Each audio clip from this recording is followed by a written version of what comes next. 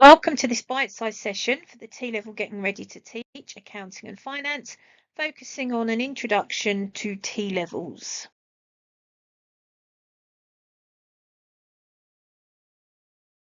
So this bite-sized session is the first of the sessions that can make up the Getting Ready to Teach sessions. So within the Getting Ready to Teach sessions, we start off by looking at what is a T-level. We review the components of the core component. We review the structure of the core exams. We look at the assessment objectives. We understand how mark schemes might be applied. And then obviously we have a look at support that is also available to you. In this specific session, this is an overview of the T-levels. So depending on if you're doing the accounting or finance, then the information is pretty much the same. But what you'll find is that there'll be duplicate sides. So if you are doing the accounting course, you will need the accounting specification. You might need the sample assessment materials for that. And if you're doing the finance qualification, you'll need the specification and the sample assessment materials for that. You'll notice there'll be sort of slight subtle changes between the colours. So if it's sort of more of a greeny slide, that's likely to be the accounting. And if it's purple, it's going to be more finance.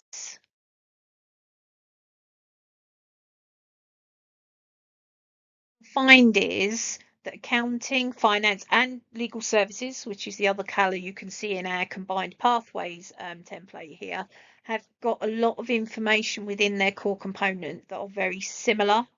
About 9 or 10 of the core subject areas are going to be the same across all three T levels. So the knowledge that we're going to share is likely to be identical with just slight differences, which is where we'll get those different slides from.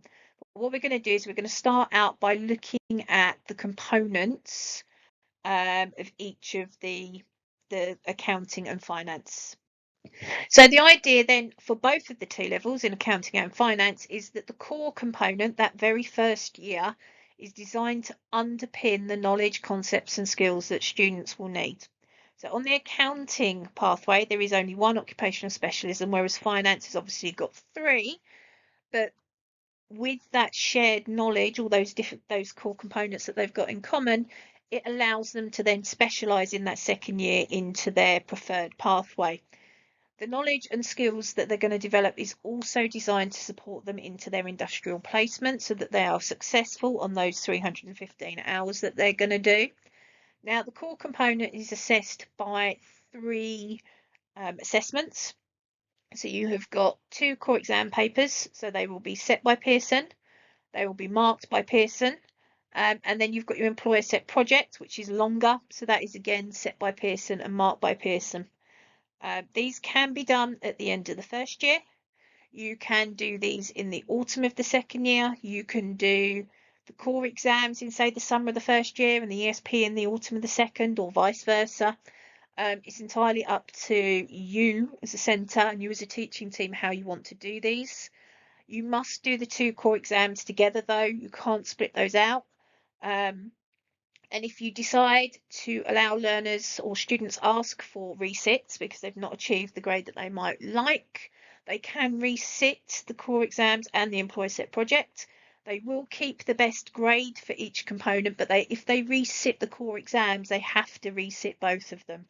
They can't say, oh, I did really well on paper one, I'm going to keep paper one and only resit paper two. They have to do them together. They come as a pair.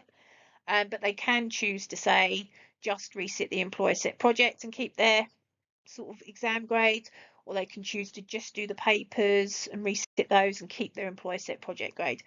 It's entirely up to them, but they will get to keep the best grade out of the sittings that they're doing. So you've got a lot of flexibility and choice there when you're determining what you're going to do in terms of planning, delivery, and things like that. So as you can see here, these are the core elements. So there are 13 core elements on the accounting T level and 14 on the finance. But the 12 that you can see on the slide here are the ones that are in common. So appear on the accounting and finance. And most of these also appear on the legal services as well. So it is really worth, when you're looking for resources, looking at all of the three. to look at legal services, accounting and finance, because it might be someone's created something for legal services that's useful for you in finance. It might be in accounting, someone's done something in finance that's useful for you. So it's really worth looking at the crossover there. So the core elements they've got in common are the business environment, careers within that profession, regulation, professionalism, ethics, equality, diversity and inclusion. You've got security and risk, professional services, fundamentals of law, fundamentals of financial accounting, technology, data-driven innovation, analytics and design thinking, research skills and project change management administration. So you can see these core elements give a really robust and wide range of core knowledge and skills to students. So it doesn't really matter what sort of field they want to go into or which occupational specialism they're choosing. They've got that core foundational knowledge that they can then build on into the second year or build on in their work placements. That additional unit then for the accounting is Fundamentals of Accounting 2. This takes students more into the different accounting practices that they're going to need. And this appears solely on the paper 2 of the accounting qualification.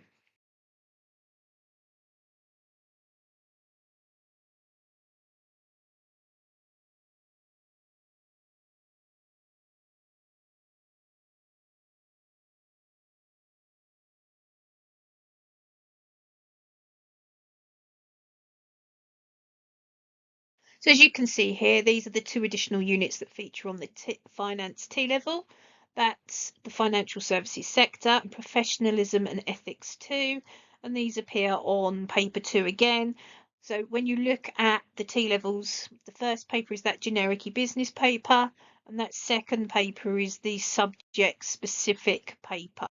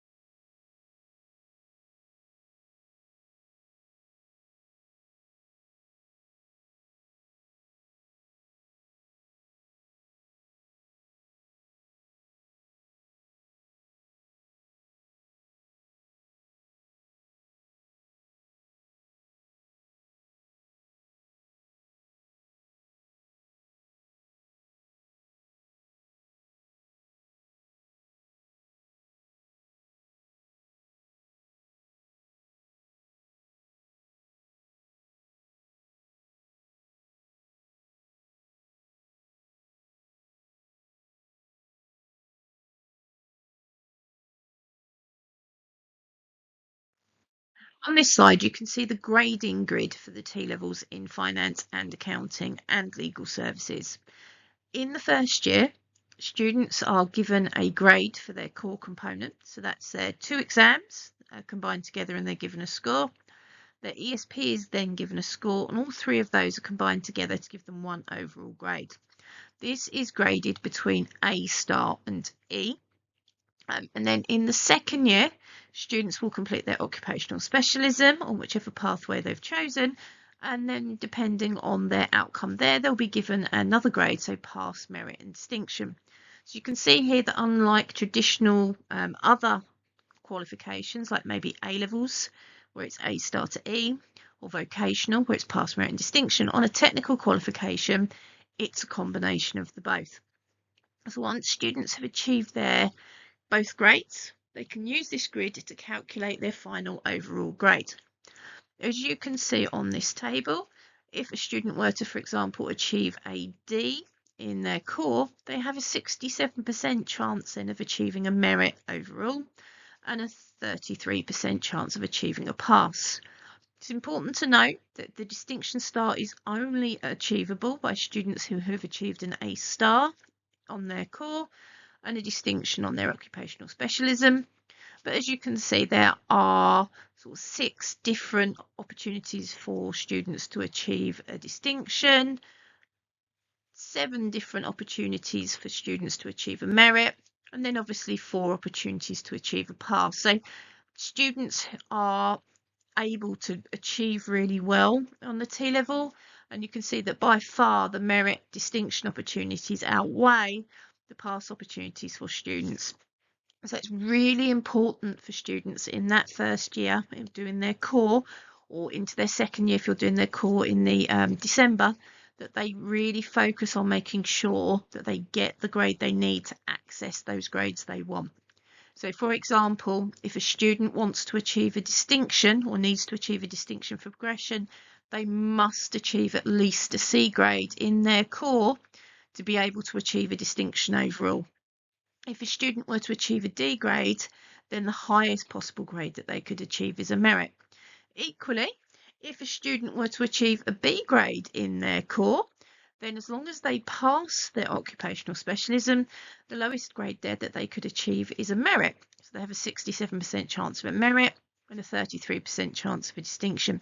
So there's a lot of opportunities for students to achieve well, and it's important that you share this with students on an ongoing basis so they know exactly what they need to do in both years of their qualification so that they can achieve the grade that they need at the end of the course. As a level 3 qualification, a T level attracts UCAS points much as the same as if you're doing a BTEC or an A level or any other vocational sort of technical qualification at level 3. The table on the screen shows you the UCAS tariff, the T-level grade and the A-level equivalency. Now it's important to note that there are 2 different types of pass that you can achieve on the T-level. So if students only achieve a D or E in their core and then they achieve a pass overall, this means that that is going to be equivalent to 3 Ds and 72 UCAS points. If students achieve a pass overall and they get a C or above on their core, that means that it's going to be equivalent to the 3 Cs and 96 UCAS points. So it's important that when students are looking at the previous table on the previous slide, that they also then look at it in conjunction with this table so that they understand that it's not sort of a pass is not necessarily the same. Now we know from the previous table there was only sort of 4 opportunities to achieve the pass on the grid, and this shows that 3 of those opportunities, so the 2 pass opportunities on the E grade where they'd got say an E and then a pass or a merit, or where they'd got a D and then they got a pass in their occupational specialism, if they were the outcomes that students were to achieve, they would get D overall. Now for the CCC outcome, this would only occur if the student achieved a C on their core and then a pass on their occupational specialism. Any other grade that the student achieves from C above would be worth a merit at least. So there's only really sort of one opportunity where that's going to differ. So it's important that students understand this when they're considering their resit, what they want to do with resits and things like that.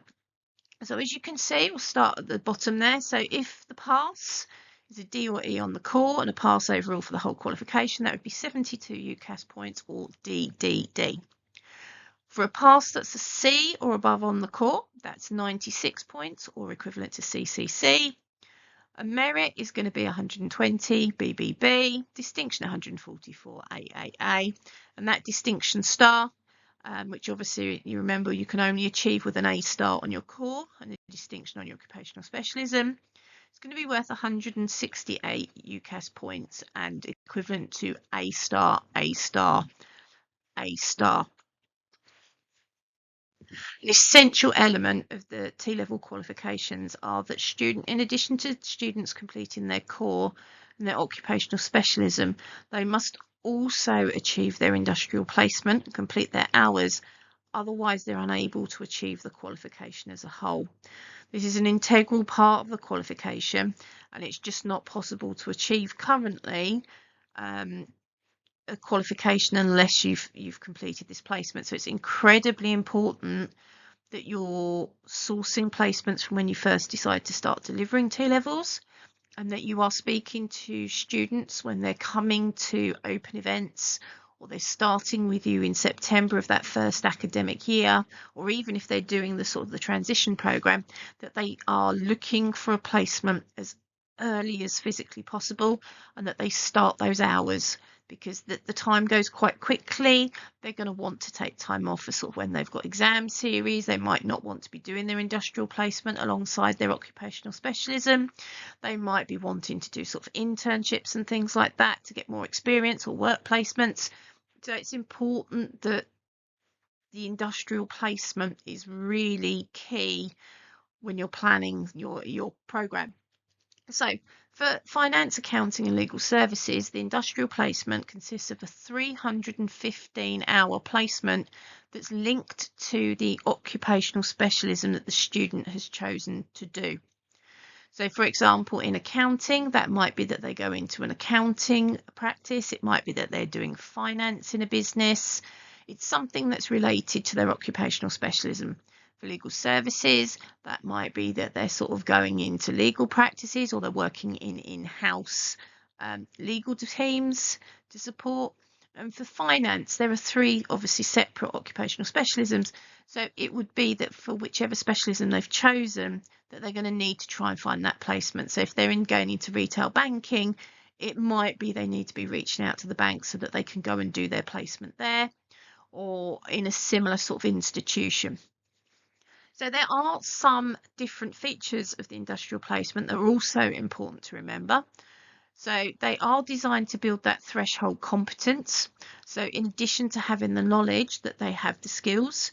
So this will prepare them for the workplace and will actually put them potentially ahead of their cohort, because they've got the work experience alongside the qualification.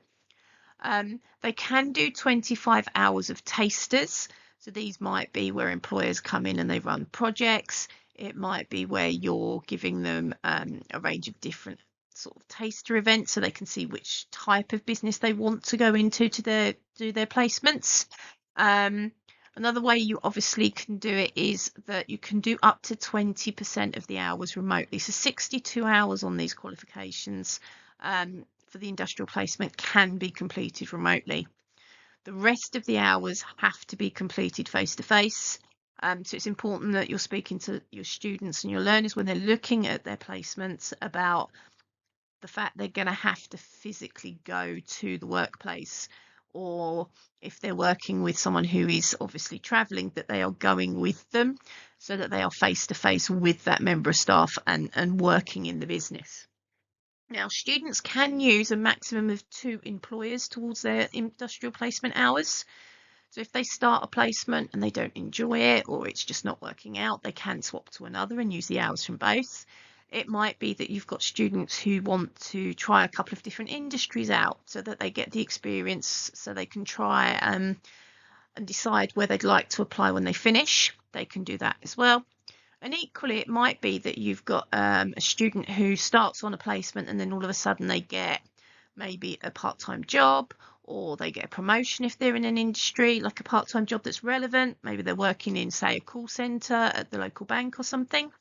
Then they again can move from their placement to their part-time jobs. Now, industrial placements can be paid or unpaid. That's entirely at the discretion of the employer. And it's a conversation between you as a provider and the employer. They can be unpaid, they can be paid. There's no ground there where you need to worry. So it's entirely up to you how, or to the learners, to be fair, how they negotiate that with their employer. Learners who have identified SEND can also have 105 hours of their placement completed on site in your own facilities.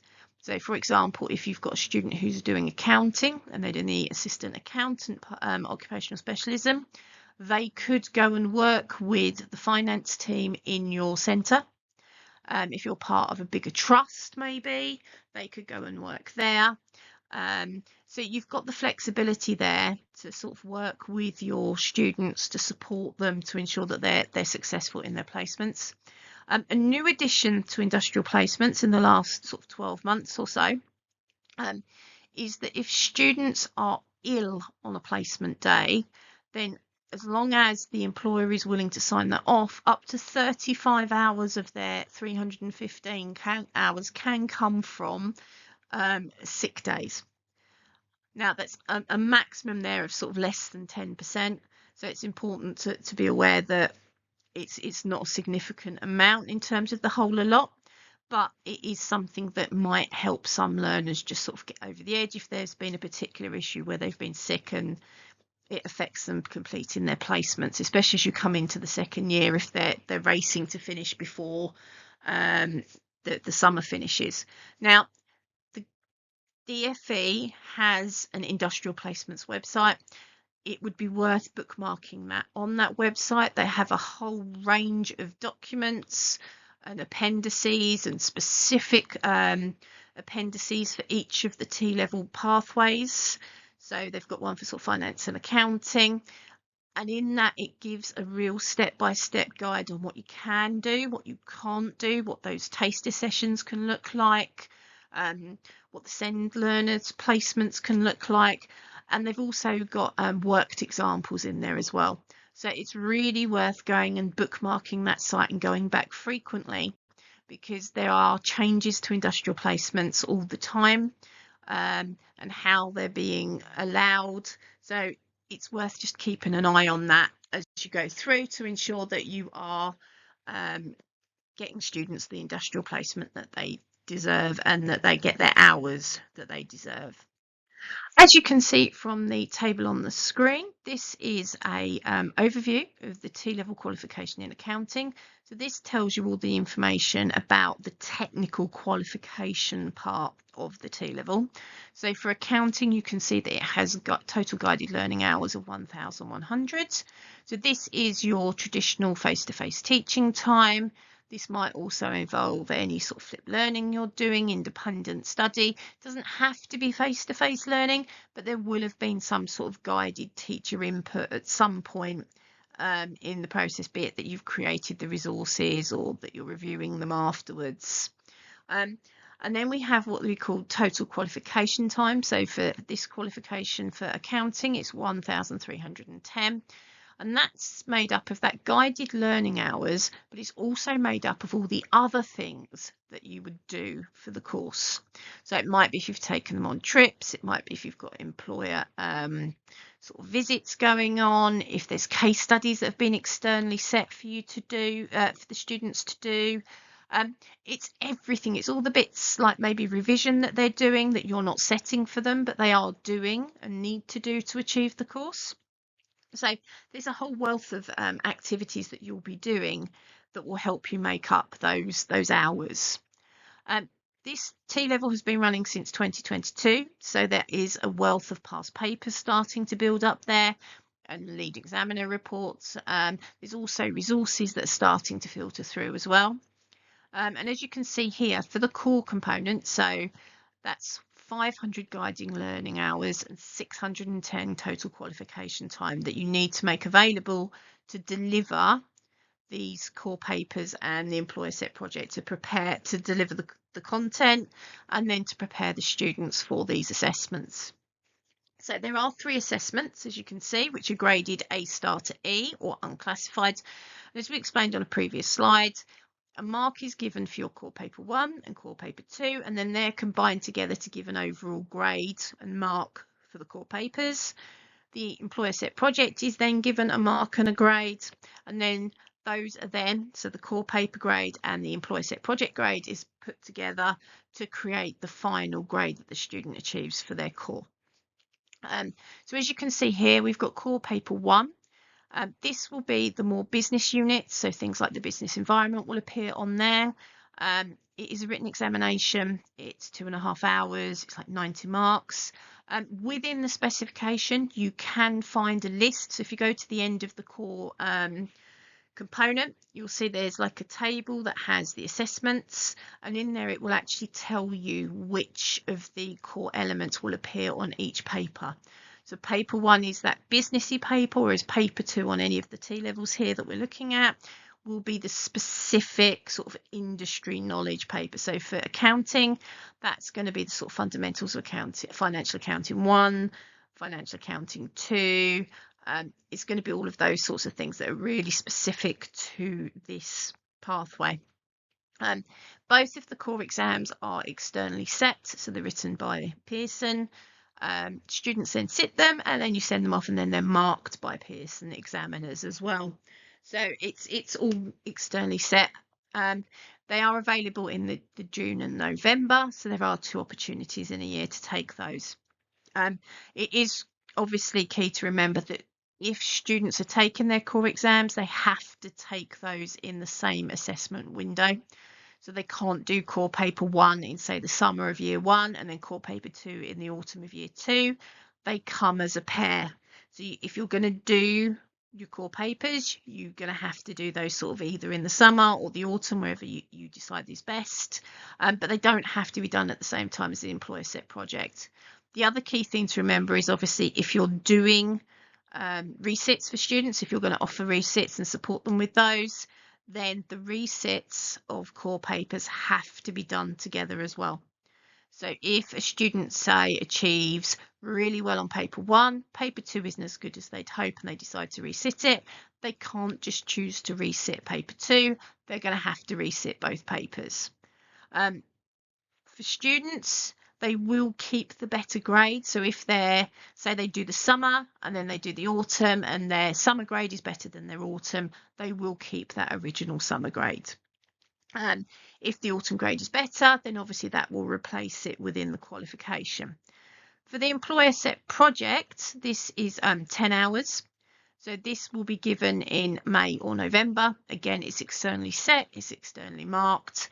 And the tasks within the employer set project will be done on specified days.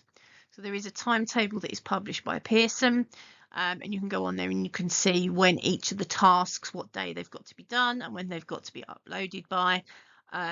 So it's very structured for this T level. Equally, you want to make sure you're looking at the level of control that is needed for each of these assessments. There is low control, medium control, and high control. So low control is where students are maybe working on research, and there'll be people in the room. You could be in the room with them, and there's not that level of control. Some of the assessments, like the occupational specialism for assistant accountant, is medium control. So this might be that your exams team ask you as a teaching team to invigilate these, to set them up, to run them, to prepare them. It might be that the exam team do it. It'll be a centre by centre approach. Whereas for some of these, like those core papers, and particularly on the accounting, the employer set project is high control for some of the tasks. So the exams will bring in an independent invigilator to sit in the room and like sort of monitor the students. So it's really important when you're planning that you look at the level of control that's going to be needed for each of these assessments. Following on from the core component then, this table, again from the specification, shows you the whole qualification for the accounting. So you can see there how this is broken down. So you've got the 1,100 guided learning hours, you've got the 1,310 total qualification time, and then that's broken down into hours from there. You can see with the occupational specialism, it is worth more. So there is more guided learning hours and more total qualification time given. So this is going to be a key consideration when you're planning, when you're going to do your assessments. But it's also going to be a key consideration about when you release your learners in the first year. So when their core exams are over in June, Are you going to then keep them through to the end of the academic year if you stay into sort of July so that they can start on some of that content for year 2? Are you going to introduce some of the year 2 content in year 1 as you're going through? So looking at the first and second year content holistically and sort of parallel teaching it or holistically teaching it as you go along, and all those sorts of things. So it's important when you're looking at planning to start delivering that you consider all these things. It's worth having a look at the schemes of work for any of these qualifications. They are available on the individual subject pages on the Pearson website. The subject specialists have written schemes of work that look at things like this, so how you could deliver it, when you might do assessment, activities that you can do, sort of the activities that will help towards your total qualification time as well. So there's a really useful resources available on the website for you. At the T-level in accounting in some detail, on the screen you can see the same chart for the T-level in finance. You can see it's got a very similar structure, it's got a very similar type of hours, the guided learning hours and total qualification time. You can see that the papers are structured in the same way. So the first paper is that business paper, it demonstrates the business knowledge, and that second paper is the finance specific paper, where learners are going to be demonstrating that new knowledge that they've gained. And then obviously you've got the employer set project there as well. So it's very similar in that first year when you're setting up. Another thing that's important to remember when you're looking at these qualifications is that in addition to the technical qualification and in addition to the industry placement, there is a requirement that if students haven't already have achieved their GCSE English and Maths level 2 or that grade 4, that they continue to work towards it. They don't necessarily have to achieve it anymore, but they do need to keep learning and working towards achieving those outcomes. There are also other components to the T-level that's important to remember. So there's about 85 hours of enrichment that you have to deliver alongside all of these to ensure that the course is well-rounded and you're giving students other opportunities. There's also the English, Maths and digital skills. So there's a lot of things that you have to think about when you're planning your T-level. But there is so much available on the website and in the specifications and on those different DFE and IFATE pages to support you in planning and delivering. So again, as you can see here, similarly to when we looked at the accounting, you can see an overview of the total finance qualification. These are significant hours. It is likely that you will need to split them across multiple staff. It's equivalent to 3 A-levels. It would be difficult for one member of staff to deliver. That's a lot of pressure on them. It might be that you have different specialists coming in at different times of year, because there's such a wide range of those initial core elements. Then you are able to bring them in. You could bring in sort of colleagues who are teaching on the T-levels in digital to maybe do some of the big data for you. You might bring in colleagues who are working in other sectors to come in and deliver some things as well. So, and equally, other T-levels have business knowledge. So it might be that you share your expertise across different T-levels to ensure that the students who are taking these T-levels are getting the best resources that are available to them. So there is a whole range of things to do, but there is the time there to do it, and it's important that you really sit down as a team and think about how do you want to spend these hours, how are you going to make sure everything is covered, and what is the best use of the resources and the staffing and the employers and stakeholders and everything else that you've got to make this a really robust and enriching experience for students. Thank you for listening to this bite-sized session on the intro to T-levels. I hope this has been useful.